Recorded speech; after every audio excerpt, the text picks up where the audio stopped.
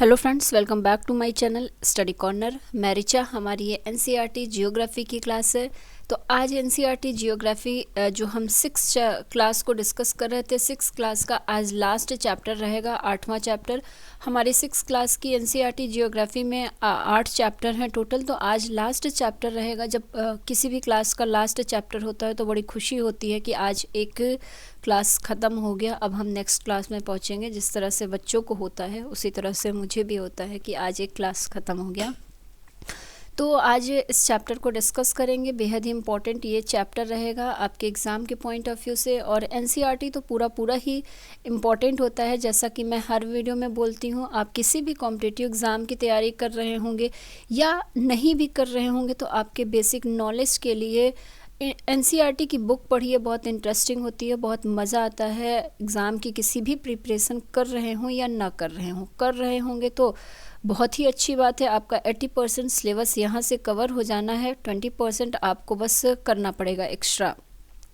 किसी भी एग्ज़ाम की, जैसे अगर आप टीचिंग से रिलेटेड एग्ज़ाम की तैयारी कर रहे होंगे, केवीएस हो गया, C TET, TET, DSSS, super TET, इन सभी एग्ज़ाम के पॉइंट ऑफ व्यू से, या फिर आप एसएससी रेलवे बैंक की तैयारी कर रहे होंगे, या फिर यूपीपीएससी, यूपीSSC या यूपीएससी जैसे एग्ज़ाम की तैयारी कर रहे होंगे, उन सभी एग्ज़ाम के पॉइंट ऑफ व्यू से ये बेहद ही हेल्पफुल होता है। तो हमारी इस क्लास से जुड़े रहिए, हमारे चैनल पर आइए और आपको बेहद ही इंपॉर्टेंट वीडियोस मिलेंगे। सारे वीडियो से जुड़े रहिए। आप किसी भी क्लास की एनसीईआरटी को देखना शुरू करें तो मैं यही रिक्वेस्ट करूंगी कि बिल्कुल स्टार्टिंग से देखना शुरू करिएगा, फर्स्ट चैप्टर से। तभी चीज़ें समझ में आएंगी। चीज़ों को स्किप मत करिएगा। चाहे आप एक दिन में 10 मिनट का ही टाइम खुद के लिए निकाल रहे हों, लेकिन बिल्कुल एक सीरियल से चलिएगा, आगे पीछे मत भागिएगा, वरना चीज़ें क्लियर नहीं होंगी।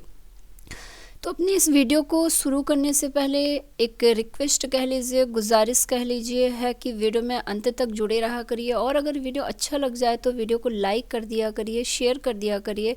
आपके लाइक से हमें कुछ मिलना नहीं है, बस अच्छा लगता है कि हाँ, इतने लोगों को अच्छा लगा वीडियो।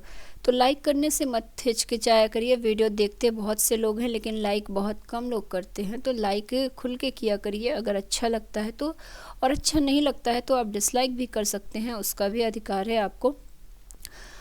और चैनल में नए हैं, इस चैनल को सब्सक्राइब नहीं किया तो चैनल को सब्सक्राइब कर लीजिए, बेल आइकॉन के बटन को ऑन कर लीजिए ताकि कोई भी वीडियो अपलोड हो तो उसका नोटिफिकेशन आप तक पहुंच जाए। तो आज इस चैप्टर को फिनिश करके कल से हम 7th क्लास की जियोग्राफी को शुरू करेंगे। अब आ जाते हैं अपने चैप्टर पे, जो कि इम्पॉर्टेंट है। हमारे चैप्टर का नाम है, दोनों ही लैंग्वेज में रहेगा तो बिल्कुल भी कोई दिक्कत आपको नहीं होनी है। चीज़ों को समझने में बेफिक्र होकर बस सुनते जाइए, एक कान से उसको दूसरे कान से निकालिएगा नहीं बस। चैप्टर का नाम है भारत, जलवायु, वनस्पति तथा वन्य प्राणी, मतलब India, climate, vegetation and wild life. ये हमारा चैप्टर है। इसमें हम भारत की विभिन्न जो जलवायु है उसके बारे में जानेंगे और उनसे रिलेटेड वनस्पतियों और वन्य प्राणियों को जानेंगे कि किस जलवायु के लिए कौन से जीव सुटेबल हैं, उनका कहाँ पर कौन सा इन्वायरमेंट उनके लिए अच्छा है। ये सारी चीज़ें हम इस चैप्टर के अंतर्गत जानेंगे। तो यहाँ पे बताया गया है कि मौसम, वायुमंडल में दिन प्रतिदिन होने वाला परिवर्तन है। तो सबसे पहले तो वेदर क्या है, व्हाट इज़ वेदर, अगर आपसे पूछे तो ये क्या है। ये डे टू डे जो हमारा चेंज होता है क्लाइमेट, एटमॉस्फेयर में, वही क्या है, हमारा वेदर कहलाता है। इसमें तापमान, वर्षा तथा सूर्य का विकिरण इत्यादि शामिल होता है। तो हमारे मौसम में टेम्परेचर शामिल होता है, जो वर्षा होती है वो शामिल होता है, सूर्य की जो रेज होती हैं वो शामिल होता है। उदाहरण के लिए मौसम कभी गर्म हो जाती है तो उसमें सूर्य की किरणें इफ़ेक्टिव हो जाती हैं, और कभी ठंडी हो जाती है, कभी आसमान में बादल छा जाता है, तो कभी वर्षा। मतलब कहने का मतलब यही है कि मौसम हमारा हर दिन बदलता रहता है। ज़रूरी नहीं है कि कल जैसा मौसम था आज वैसा मौसम हो। तो मौसम में ये जो उतार चढ़ाव देखने को मिलते हैं, ये सूर्य की प्रकाश की वजह से, टेम्परेचर की वजह से और वर्षा की वजह से हो सकता है। तो सामान्यतः भारत में अब मौसम की बात बताई गई है, जो कि बेहद ही इम्पॉर्टेंट है। हमारे यहाँ 4 तरह की ऋतुएं होती हैं, 4 तरह के मौसम होते हैं। एक तो दिसंबर से फरवरी तक का ठंडा मौसम जिसे आप सर्दी का मौसम कहते हैं, उसके बाद मार्च से मई तक का मौसम जो कि बहुत ही गर्म मौसम होता है जिसे आप गर्मी का मौसम कहते हैं। फिर जून से सितंबर तक का मौसम जो है वो दक्षिण पश्चिम मानसून का मौसम होता है, मतलब वर्षा की शुरुआत होती है, वर्षा काल कह लीजिए इसको। उसके बाद अक्टूबर और नवंबर में मानसून के लौटने का मौसम मतलब शरद ऋतु कहलाता है। तो इस तरह से हमारे यहाँ पे 4 मौसम, 4 ऋतुएं होती हैं, सर्दी, गर्मी, वर्षा और शरद की। तो इन सभी के बारे में हम डिटेल में पढ़ेंगे। यहाँ बताया गया है कि broadly the major seasons recognised of in India are, पहला कोल्ड वेदर सीजन विंटर जिसे हम कहेंगे दिसंबर टू फरवरी, और दूसरा हॉट वेदर सीजन जिसे समर कहेंगे मार्च टू मई। तीसरा है साउथ वेस्ट मॉनसून सीजन जिसे हम रेनी सीजन कहेंगे जून टू सितंबर, और चौथा है सीजन ऑफ रिट्रीटिंग मॉनसून जिसे हम ऑटमन कहेंगे जो कि अक्टूबर और नवंबर मंथ में होता है। तो अब इन चारों ही मौसम को हम डिटेल में पढ़ेंगे, डिटेल में जानेंगे इनके बारे में। सबसे पहले हम देखेंगे शीत ऋतु के बारे में, मतलब cold weather season or winter जिसे कहते हैं। तो 4 तरह की ऋतुएं हमने इससे पहले के चैप्टर्स में पढ़े हुए हैं, तो उन्हीं को हम यहाँ पे जानेंगे। अब यहाँ पे आप इसे विंटर कह लीजिए या फिर कोल्ड वेदर सीजन कह लीजिए या शीत ऋतु कह लीजिए। ठंडे मौसम में सूर्य की सीधी किरणें नहीं पड़ती हैं जिसके परिणाम स्वरूप उत्तर भारत का तापमान कम हो जाता है। तो ये गर्म मौसम और ठंडा मौसम होता किस लिए है? अगर हमारे ऊपर, हमारे पृथ्वी के जिस पार्ट में सूर्य की किरणें बिल्कुल सीधी पड़ रही हैं वहाँ का टेम्परेचर बहुत हॉट होता है, और जहाँ सूर्य की किरणें तिरछी पड़ती हैं मतलब सीधी ना आके तिरछी आ रही हैं वहाँ का टेम्परेचर जो है वो कोल्ड होता है। तो शीत ऋतु भी ऐसी ही होती है, ठंडे मौसम में सूर्य की सीधी किरणें नहीं पड़ती जिसके परिणाम स्वरूप उत्तर भारत का तापमान कम हो जाता है। During the winter season the sun rays do not fall directly in the region, as a result the temperature are quite low in northern India. तो इस तरह से जो नॉर्दर्न इंडिया वाला एरिया है वहाँ पर टेम्परेचर क्या होता है, काफ़ी लो हो जाता है। अब दूसरा हमारा जो सीज़न है वो है ग्रीष्म ऋतु का, मतलब हॉट वेदर का या समर जिसे कहते हैं हम, समर वेदर या हॉट वेदर का। तो इसको जाना जाए तो इसमें है कि गर्मी के मौसम में सूर्य की किरणें अधिकतर सीधी पड़ती हैं, तापमान बहुत अधिक हो जाता है, दिन के समय गर्मी एवं शुष्क पवन बहती है जिसे हम लू भी कहते हैं। तो लू किसे कहते हैं? जब दिन के टाइम जो हमारी हवा होती है वो काफ़ी गर्म होती है और शुष्क होती है, इसे ही हम लू कहते हैं, जो कि सामान्यतः गर्मी के दिनों में आपको देखने को मिलता है। तो in the hot weather season sun rays more or less directly fall in this region. Temperature becomes very high. Hot and dry winds called loo blow during the day. तो ये हो गया हमारा ग्रीष्म ऋतु के बारे में या समर के बारे में। अब आगे आते हैं और आगे देख लेते हैं नेक्स्ट क्या है। नेक्स्ट है हमारा मॉनसून के लौटने का अभी अच्छा थोड़ा सा और बचा है हमारे, ये है ये वाला। तीसरा है दक्षिण पश्चिम मानसून या वर्षा का समय। अब आपको यहाँ पे वर्षा ऋतु के बारे में, रेन सीजन के बारे में बताया जा रहा है, या कह लीजिए साउथ वेस्ट मानसून सीजन के बारे में। तो इसमें क्या देखने को मिल रहा है, यहाँ पे बताया गया है कि this season is marked by the onset and advance of monsoon. The winds blow from Arabian Sea and Bay of Bengal towards the land. They carry moisture with them. When these winds strike the mountain barriers, rainfall occur. तो बताया गया है कि यह monsoon के आने तथा आगे बढ़ने का मौसम है। इस समय जो हवाएं होती हैं वो बंगाल की खाड़ी तथा अरब सागर से स्थल की ओर बहती हैं। वे अपने साथ नमी भी लाती हैं। जब ये पवन पहाड़ों से टकराती हैं तब क्या होती है, वर्षा होती है। अब जो चौथा सीजन है वो है शरद ऋतु का या मानसून के लौटने का समय, या जिसे कहते हैं हम सीजन ऑफ रिट्रीटिंग मानसून या ऑटोमन सीजन। तो मानसून के लौटने का समय, मौसम या शरद ऋतु क्या होता है? इस समय पवन स्थल भाग से लौटकर बंगाल की खाड़ी की ओर बहती है। यह मानसून के लौटने का समय होता है। भारत के दक्षिणी भागों विशेषकर तमिलनाडु तक आंध्र प्रदेश में इस मौसम में वर्षा होती है। किसी स्थान पर अनेक वर्षों में मापी गई मौसम की औसत दशा को जलवायु कहते हैं।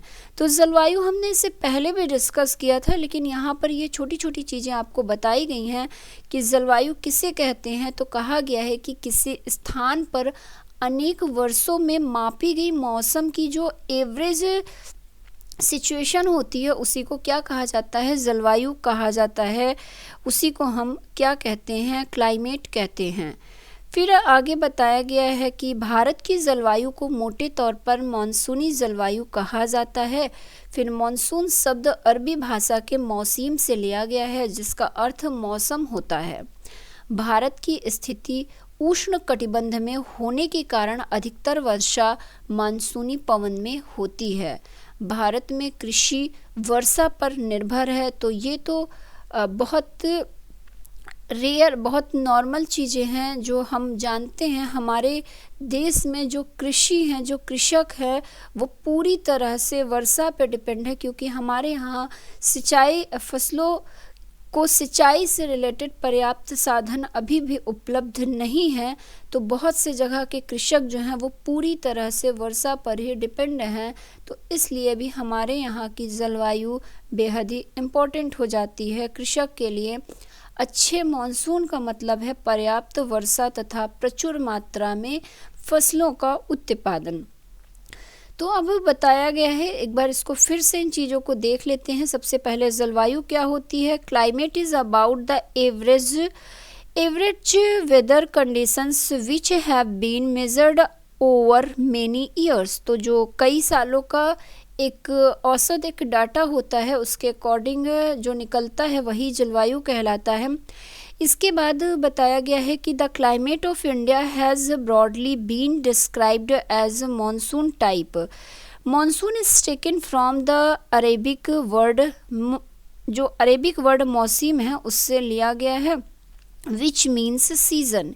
Due to India's location in the tropical region, most of the rain is brought by monsoon winds. Agriculture in India is dependent on rains. Good monsoons mean adequate rain and a bountiful crop. तो जो अच्छा monsoon का मतलब क्या होता है? पर्याप्त वर्षा तथा प्रचुर मात्रा में फसलों का उत्पादन।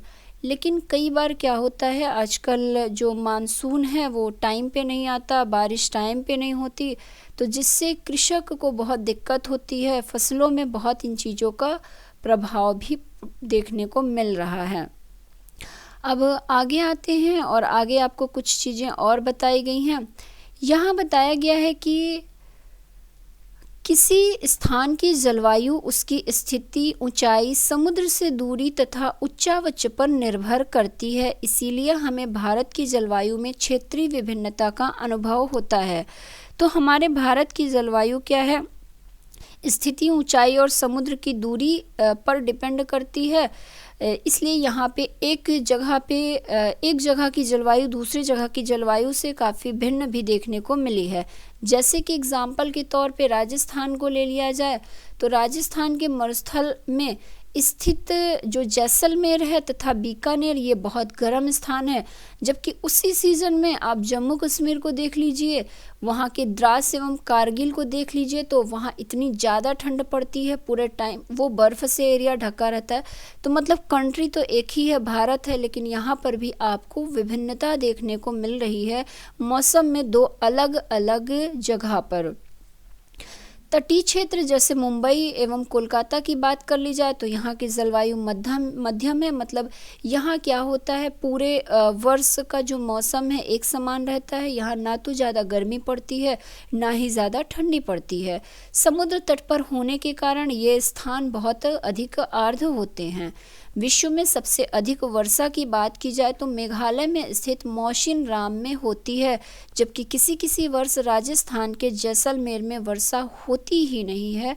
तो पूरे वर्ल्ड की बात की जाए तो बेहद ही इम्पोर्टेंट यहाँ पर एग्ज़ाम के पॉइंट ऑफ व्यू से पॉइंट दे दिया गया है कि पूरे वर्ल्ड की बात कर ली जाए तो सबसे अधिक वर्षा हमारे भारत के मेघालय में स्थित मौसिनराम में होती है।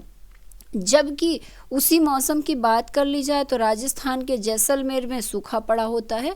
तो इस तरह से देखा जाए तो भारत देश के अलग अलग जगहों पे आपको मौसम में काफ़ी विभिन्नता देखने को मिल सकती है। तो the climate of a place is affected by its location, altitude, distance from the sea and relief. Therefore, we experience regional difference in the climate of India।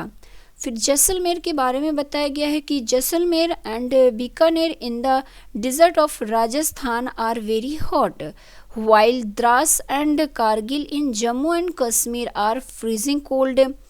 फिर बताया गया है कि coastal places like Mumbai and Kolkata experience moderate climate, मतलब यहाँ पर पूरे वर्ष मौसम सामान्य एक तरह का बना रहता है। They are neither too hot nor too cold, being on the coast these places are very humid. उसके बाद बताया गया है कि ये आपका जो मौसिनराम है उसके बारे में कि Mawsynram in Meghalaya receives the world's highest rainfall. तो मोस्ट इम्पॉर्टेंट ये पॉइंट है, ये क्वेश्चन कई बार एग्जाम में बना हुआ है।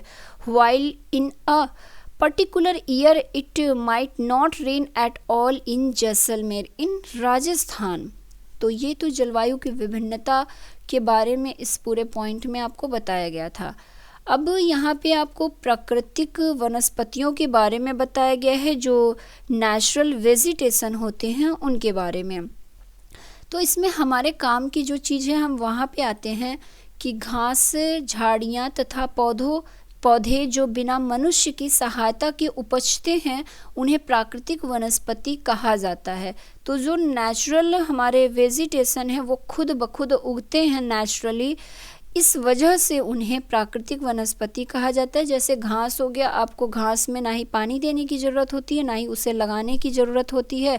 जो झाड़ियां हैं, पौधे हैं, मतलब बहुत से जंगलों में आप देखे होंगे पौधे, ना आप वहाँ पर पेड़ों को लगाते हैं ना उनकी देखभाल करते हैं, वो खुद ब खुद उगते हैं, बड़े भी हो जाते हैं और हरे भरे भी रहते हैं। तो वो नेचुरल हमारे जो वनस्पति कहलाते हैं।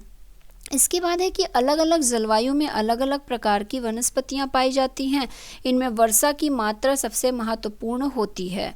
जलवायु की विभिन्नता के कारण भारत में अलग अलग तरह की वनस्पतियां भी पाई जाती हैं। भारत की वनस्पतियों को 5 प्रकार से विभाजित किया गया है।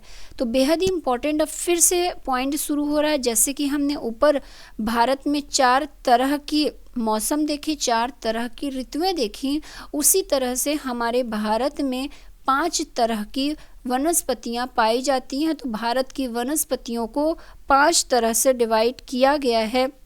ये चीज़ इम्पॉर्टेंट है, ये चीज़ ध्यान रखने वाली चीज़ है आपको। तो अब हम यहाँ से वनस्पतियों के बारे में जानेंगे। तो पहला क्या है? पहला है उष्णकटिबंधीय वर्षावन, मतलब ट्रॉपिकल एवरग्रीन फॉरेस्ट की बात इसके अंदर हम करेंगे। यहाँ बताया गया बेहद इम्पॉर्टेंट है ये पांचों, तो इसको आप समझ लीजिए एक बार, यहाँ से क्वेश्चन बनता ही बनता है।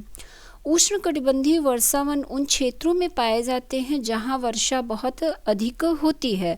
तो ये जो evergreen forest are found in places where there is heavy rainfall, जहां बहुत ज़्यादा वर्षा होती है। ये इतने घने होते हैं कि सूर्य का प्रकाश ज़मीन तक नहीं पहुंच पाता है। तो यहाँ पे जो वन होते हैं बहुत घने होते हैं। वृक्षों की अनेक प्रजातियां इन वनों में पाई जाती हैं। ये वन वर्ष के अलग अलग समय में अपनी पत्तियां गिराते हैं, फलतः वे हमेशा हरे भरे दिखाई देते हैं और इन्हें सदाबहार वन कहा जाता है, मतलब एवरग्रीन प्लांट या एवरग्रीन फॉरेस्ट कहा जाता है। अंडमान निकोबार द्वीप समूह उत्तर पूर्वी राज्यों के कुछ भागों तथा पश्चिमी घाट की संकरी पट्टी में पाए जाने वाले प्रमुख महोगनी, एबोनी तथा रोजवुड के जो प्लांट हैं ये उष्णकटिबंधीय सदाबहार वनों के अंतर्गत आते हैं। उस सदाबहार पेड़ कहलाते हैं। ट्रॉपिकल एवरग्रीन पेड़ों की बात की जाए तो इसके अंतर्गत आपको महोगनी, एबोनी, रोजवुड इत्यादि के पौधे देखने को मिलेंगे। तो यही चीज़ था, ये बेहद ही इम्पॉर्टेंट है। हमारा उष्णकटिबंधीय वर्षा वन कह लीजिए या इसे उष्णकटिबंधीय सदाबहार वन कह लीजिए। तो एक बार फिर से मैं एक्सप्लेन करती हूँ। Evergreen forest are found in places where there is a heavy rainfall. Evergreen forest are so dense that the sun's rays do not reach the ground.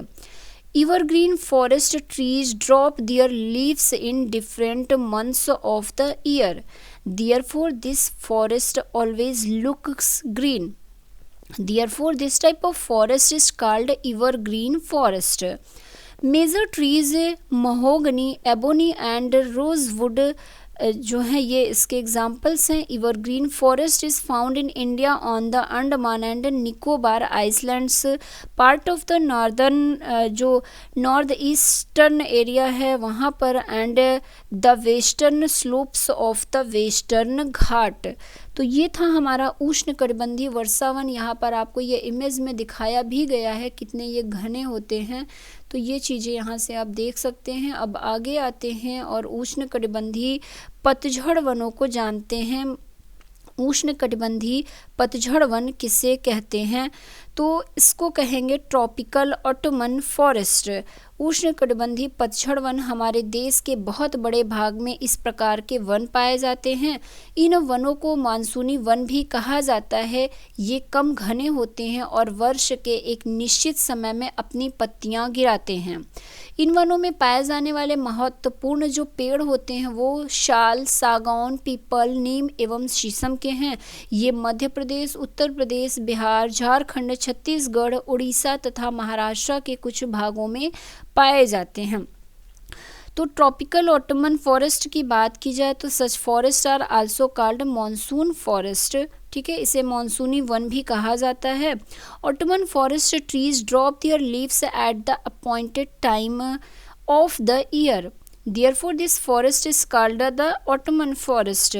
Major trees sal, teak, peepal, neem and sheesham ये इसके major tree हैं।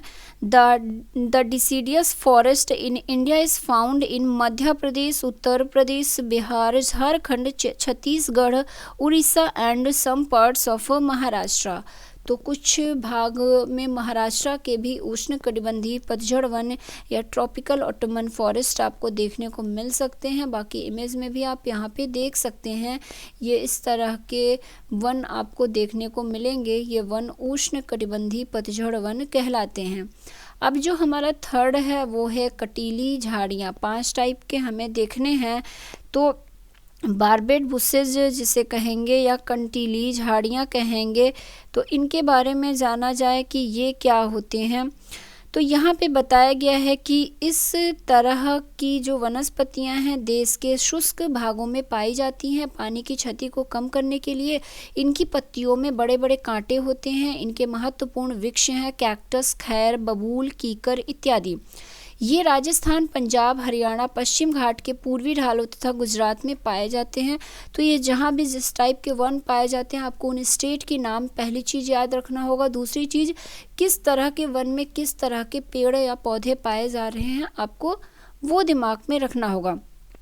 तो जो barbed bushes हैं, this type of vegetation is found in dry places. The leaves of such vegetation are in the form of thorns. This helps in reducing water degradation. Important trees इसके कौन कौन से हैं? Cactus, खीर, acacia and moth. तो ये कुछ इसके इम्पॉर्टेंट पेड़ हैं। अब ये पाए कहाँ पे जाते हैं? तो in India thorn bushes are found in Rajasthan, Punjab, Haryana, on the eastern slope of the western Ghats and in Gujarat. तो ये प्लेस तो ज़रूर याद रखिएगा। यहाँ पे आपको ये कंटीली झाड़ियों वाले वन देखने को मिलेंगे। तो ये जो राजस्थान वाला एरिया है, बेसिकली हम जब भी पढ़ते हैं तो वहाँ ये चीज़ देख लेते हैं, और कैक्टस, नागफनी इत्यादि के पौधे भी देखने को मिल जाते हैं। यहाँ पानी की कमी होती है तो इस तरह से पौधे उस तरह से खुद को सरवाइव करने के लिए उगते हैं। अब जो चौथा है वो है हमारा पर्वतीय वनस्पति, मतलब माउंटेन फ्लोरा की बात की जाए तो यहाँ पे पर्वतों में ऊंचाई के अनुसार वनस्पतियों के विभिन्न प्रकार पाए जाते हैं।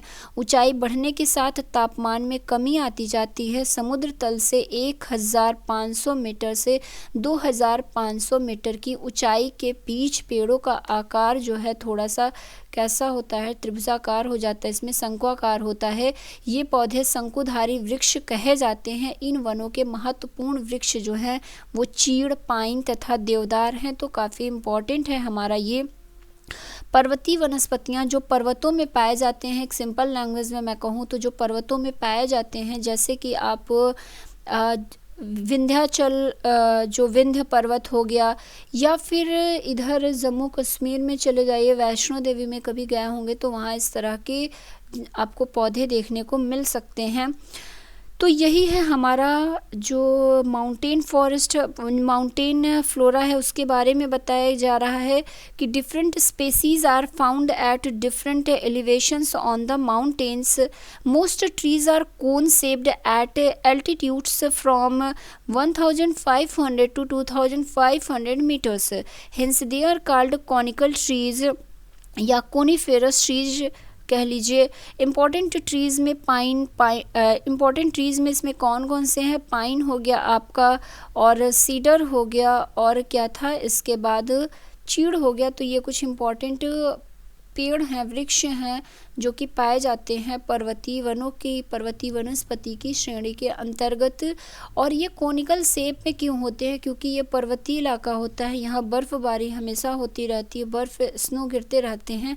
तो ये पेड़ इस आकार में इसलिए होते हैं ताकि बर्फ़ जो है इनके ऊपर जमे नहीं, और वो जैसे ही गिरे वो झड़ जाए नीचे और पौधे को इससे कोई नुकसान ना हो। अब जो लास्ट है हमारा वो है मैंग्रोव फॉरेस्ट या मैंग्रोव वन, जिसे कह लीजिए। हिंदी और इंग्लिश दोनों में सेम नाम रहेगा, मैंग्रोव वन या मैंग्रोव फॉरेस्ट। ये वन खारे पानी से में भी रह सकते हैं। ये मुख्यतः पश्चिम बंगाल के सुंदरवन तथा अंडमान एवं निकोबार के द्वीप समूहों में पाए जाते हैं। तो सुंदरवन जो पश्चिम बंगाल में है वो बेसिकली मैंग्रोव वन का एग्जाम्पल है, और अंडमान निकोबार के द्वीप समूह में जो भी वन पाए जाते हैं वो मैंग्रोव वन की श्रेणी में आते हैं। और ये जो सुंदरवन है, यहाँ पर इसका नाम सुंदरवन क्यों पड़ा? तो यहाँ पर सुंदरी नामक वृक्ष पाया जाता है जिसकी वजह से इसका नाम सुंदरवन पड़ा। तो वही चीज़ यहाँ लिखी गई है, सुंदरी इस प्रकार के वनों की महत्वपूर्ण प्रजाति है। इसी प्रजाति के नाम पर इस क्षेत्र का नाम सुंदरवन पड़ा है। तो काफ़ी इम्पोर्टेंट है। जो सुंदरी वृक्ष हैं वो मैंग्रोव वनों का एग्जाम्पल हैं। Mangrove trees can also survive in the brackish water. It is found in the Sundarbans and Andaman and Nicobar Islands of West Bengal. Sundari is the name of a famous tree in mangrove forest of Sundarban, तो ये कुछ चीज़ें थी हमारी मतलब हमारी वनस्पतियों के बारे में। हमने अपनी 5 तरह की वनस्पतियों को देख लिया है।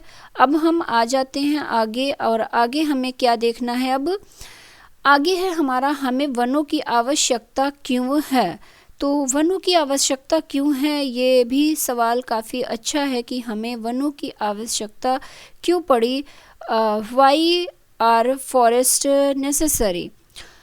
तो यहाँ पे बताया गया है, यहाँ पर इसका आप खुद से आंसर लिखिए, खुद से बताइए हमें वनों की आवश्यकता क्यों पड़ी, तो ज़्यादा अच्छा होगा।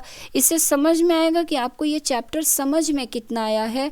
तो बहुत सी वन हमें क्या करते हैं, बहुत हमारे लिए लाभदायक होता है। क्यों होता है? क्योंकि इससे बहुत सी बेशकीमती लकड़ियाँ मिलती हैं, औषधीय लकड़ियाँ मिलती हैं जिनसे औषधियाँ तैयार होती हैं। बहुत सी बीमारियों को दूर किया जाता है उनसे। ईंधन के लिए लकड़ी प्राप्त होती है, इमारती लकड़ी यहाँ से प्राप्त होती है, और शहद जैसी जो बहुत ही इम्पॉर्टेंट है हमारी लाइफ के लिए, वो प्राप्त होता है। शहद हो गया, गोंद हो गया, ये चीज़ें वनों से हमें प्राप्त होती हैं। और जीव जंतुओं के लिए भी ये बहुत इम्पॉर्टेंट होती है, क्योंकि उनको रहने का आवास प्रदान करती है, उन्हें खाने की चीज़ें प्रोवाइड करती हैं। तो और हमें सबसे बड़ी चीज़ क्या है, हमारे लिए ऑक्सीजन की व्यवस्था यही वन करते हैं। तो इसलिए भी हमारी लाइफ के लिए वन जो है वो एक इम्पॉर्टेंट रोल प्ले करते हैं। लेकिन आजकल मनुष्य जो है वो इतना सेल्फिश हो जा रहा है, अपनी खुद की ज़रूरत के लिए वो वनों को काट रहा है, जो कि भविष्य में बहुत ही इसका दुष्प्रभाव भी देखने को मिल सकता है। तो कोशिश करिए ज़्यादा से ज़्यादा पौधों को लगाने की, वनों की कटाई पर जहाँ तक पॉसिबल हो रोक लगाइए। बहुत ज़्यादा ज़रूरी नहीं है तो पौधों को मत काटिए, या एक जगह पे अगर आप पौधों को काट रहे हैं तो कोशिश करिए उसकी भरपाई दूसरे जगह उतने ही पौधे लगाकर करिए। और लोगों को जागरूक करिए, वन महोत्सव मना के, कुछ प्ले करके, नुक्कड़ नाटक करके, इस तरह से आप लोगों को जागरूक कर सकते हैं वनों की रोकथाम के लिए, उनकी कटाई की रोकथाम के लिए। तो यहाँ वनों का उपयोग देखिए, इस छोटे से इमेज में कितने ढेर सारे उपयोग दिए गए हैं वनों के। एक पेड़ है वो हमें क्या क्या दे सकता है, एक पेड़ से हमें शुद्ध ऑक्सीजन मिलती है, और इससे बहुत सी तरह की औषधियाँ, दवाइयाँ बनाई जाती हैं। ये इससे आश्रय भी ये प्रोवाइड करता है, चारा प्रोवाइड करता है जानवरों के लिए, मनुष्यों के लिए ईंधन प्रोवाइड करता है। और लकड़ियों से बहुत सी इम्पॉर्टेंट चीज़ें बनाई जा सकती हैं, जैसे घर से जो इमारती लकड़ी होती है, दरवाजे, खिड़कियाँ, खेल के सामान, फर्नीचर, ये सारी चीज़ें हमें लकड़ियों से प्राप्त होती हैं। जो रबर होता है वो भी लकड़ियों से, पेड़ों से हमें प्राप्त होता है। वन्य जीवों का प्राकृतिक निवास जो है वो वन ही है, पेड़ पौधे हैं। वनों से हमें फल मिलता है, शहद मिलता है, गोंद एवं लाख मिलता है। तो इस तरह से जितनी भी इसकी विशेषताएं बताई जाएं वो कम होंगी। तो वनों का ओवरऑल हमारी लाइफ में बहुत ही ज़्यादा इम्पॉर्टेंट है। अब आगे आपको कुछ वन्य प्राणी के बारे में बताया गया है। कुछ वन्य प्राणी को हम जानते हैं, जो वाइल्ड लाइफ होता है उसके बारे में। तो वन विभिन्न प्रकार के वन्य जीवों का निवास होता है। वनों में जंतुओं की हजारों प्रजातियां तथा बड़ी संख्या में विभिन्न प्रकार के सरीसृपों, उभयचरों, पक्षियों, स्तनधारियों, कीटों तथा कृमियों का निवास होता है। बाघ हमारा राष्ट्रीय पशु है, तो बेहद इम्पोर्टेंट पॉइंट दे दी गई है। एक 6 क्लास की बुक में इतनी बड़ी बड़ी बातें लिखी गई हैं। सोचिए, हम ये सोच के छोड़ देते हैं कि 6 क्लास ही है, बच्चों का इसमें क्या होगा, लेकिन 6 क्लास में भी इतनी चीज़ें लिखी हैं, शायद हम और आप न जानते रहे होंगे। तो बाघ के बारे में बताया गया है कि बाघ हमारा राष्ट्रीय पशु है, नेशनल एनिमल है। यह देश के विभिन्न भागों में पाया जाता है। जो गुजरात के गिर वन है वो एशियाटिक लायंस के लिए फेमस हैं। एशियाटिक लायंस जो होते हैं उनका ये निवास स्थान है। हाथी तथा एक सींग वाले गैंडे असम के जंगलों में घूमते हैं। काजीरंगा वहाँ पर जो नेशनल पार्क है वहाँ पर होते हैं ये। हाथी केरल एवं कर्नाटक में भी मिलते हैं। ऊँट भारत के रेगिस्तान तथा जंगली गधा कच्छ के रण में पाए जाते हैं। जंगली बकरी, हिम तेंदुआ, भालू इत्यादि हिमालय के क्षेत्र में पाए जाते हैं। इनके अतिरिक्त बहुत से दूसरे जानवर जैसे कि बंदर हो गया, शियार हो गया, भेड़िया, नीलगाय, चीतल इत्यादि भी हमारे देश में पाए जाते हैं। भारत में पक्षियों की भी ऐसी ही प्रचुरता है। मोर की बात की जाए तो हमारा जो राष्ट्रीय पक्षी है वो मोर है। भारत में पक्षी तोता, मैना, कबूतर, बुलबुल तथा बतख इत्यादि हैं। अन्य बहुत से राष्ट्रीय पक्षी उद्यान हैं जो पक्षियों को उनका प्राकृतिक निवास प्रदान करते हैं। उद्यान शिकारियों से पक्षियों की रक्षा करते हैं।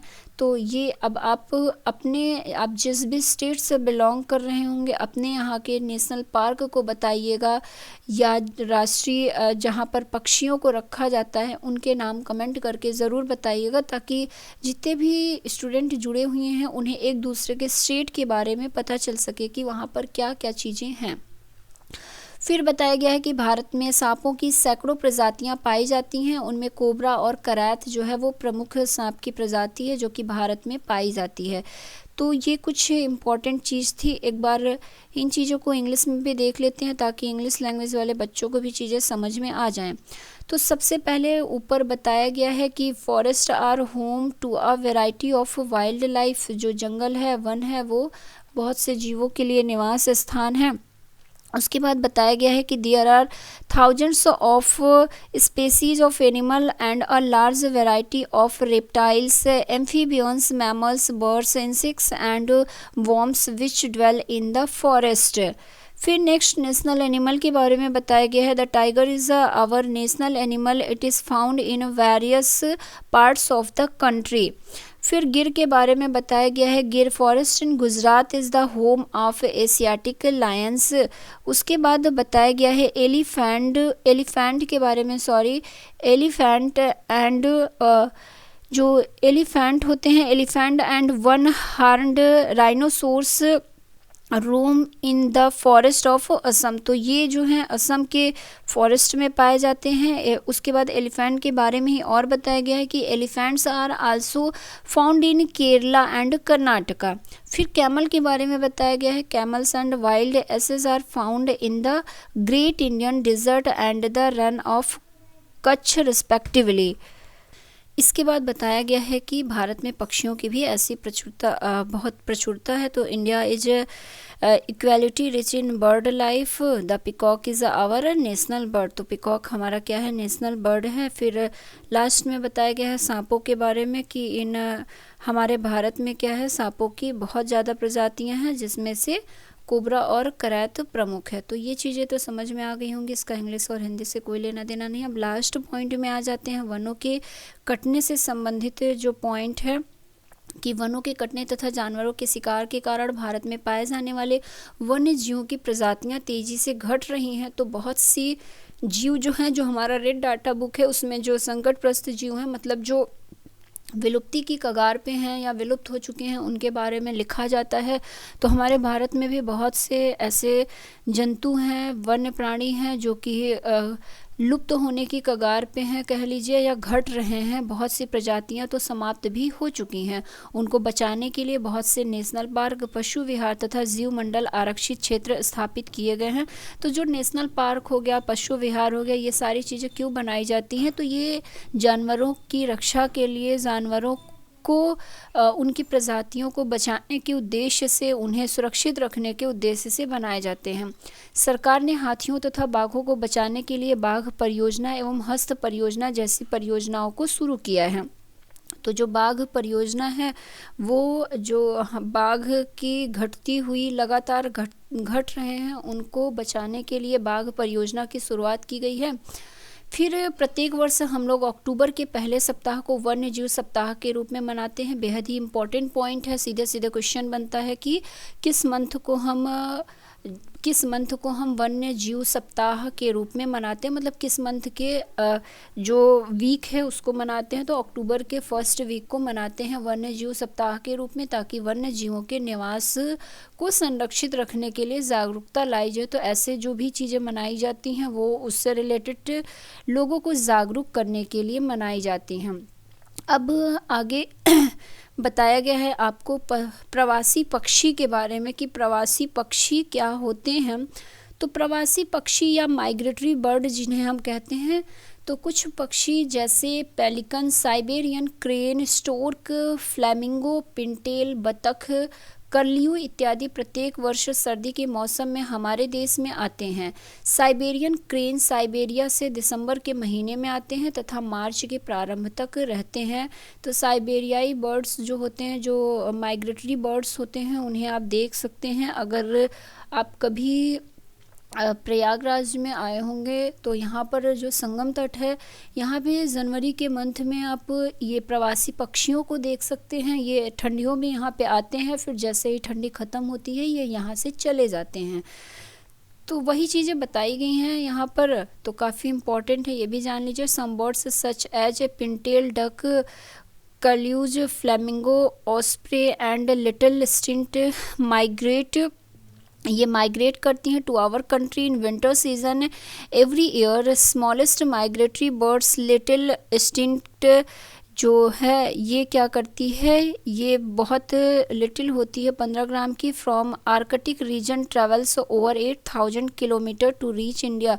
तो ये 8000 तक का डिस्टेंस जो है वो कवर करती है। इसके बारे में बताया गया है। किसके बारे में? जो हमारे लिटिल स्टिंक्ट है उसके बारे में। तो ये कुछ चीज़ें थी हमारा। इसी के साथ क्लास 6 का चैप्टर 8 भी ख़त्म होता है और इसके साथ साथ क्लास 6 की एनसीईआरटी जियोग्राफी भी ख़त्म होती है। अब इसके बाद हम क्लास 7 को शुरू करेंगे। तो इस तरह से हम चैप्टर बाय चैप्टर चीज़ों को देखेंगे। चाहे किसी भी चैप्टर में 2 ही इम्पॉर्टेंट लाइन हो, लेकिन हम उसे भी डिस्कस करेंगे ताकि कोई भी चीज़ हमसे रह ना जाए। एग्ज़ाम में कभी भी कुछ भी पूछ सकता है। वीडियो आपको हेल्पफुल लगता हो तो लाइक कर दीजिएगा, हेल्पफुल ना लगता हो तो डिसलाइक कर दीजिएगा, लेकिन कुछ तो करके जाया करिए ताकि पता तो चले कि आप देखते हैं चैनल को, चैनल से जुड़े हैं। अगर अच्छा लगता हो तो लाइक कर दीजिएगा, शेयर कर दीजिएगा अपने फ्रेंड्स और फैमिली मेम्बर्स में। और अगर आपने हमारे चैनल को सब्सक्राइब नहीं किया है तो चैनल को सब्सक्राइब कर दीजिए, बेल आइकॉन के बटन को ऑन कर दीजिए ताकि कोई भी वीडियो अपलोड हो तो उसका नोटिफिकेशन आप तक पहुँच जाए। अपने नेक्स्ट वीडियो में हम फिर से मिलते हैं, तब तक के लिए धन्यवाद।